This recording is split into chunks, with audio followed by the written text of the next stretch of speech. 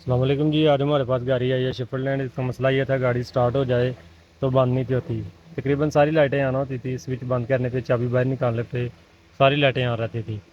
تو فالٹ ہم نے ٹریس کر لیا، اس کا فالٹ آپ کو بتاتے ہیں۔ تو سب سے پہلے یہ دیکھیں، ابھی تو اگنیشن آن ہے، سوئچ آن ہے، سلو مارے ہیں لیکن سٹارٹ ہی نہیں ہو رہی۔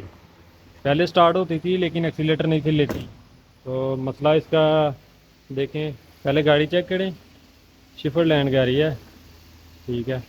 تو یہ دیکھیں کام ہم کریں اس گاڑی کا، سب سے پہلے ہم نے اتارا ہے اس کا ٹرمینل۔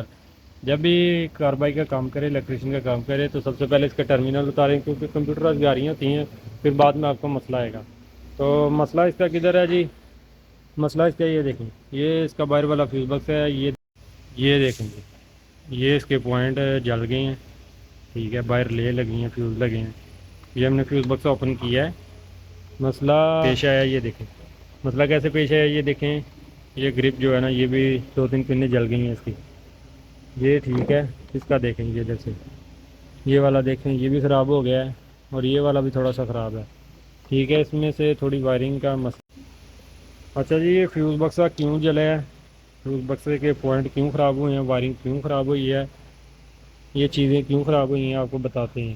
یہ دیکھیں یہ فیوز بکسا اس طرح لگا ہوا تھا، ادھر یہ تھمبل لگا تھا، یہ والا ادھر یہ تھمبل لگا ہوا تھا، تو کسی بھائی نے کام کیا ہے تو ادھر لے سے اس نے ارتھ دے دیا ہے، ٹھیک ہے۔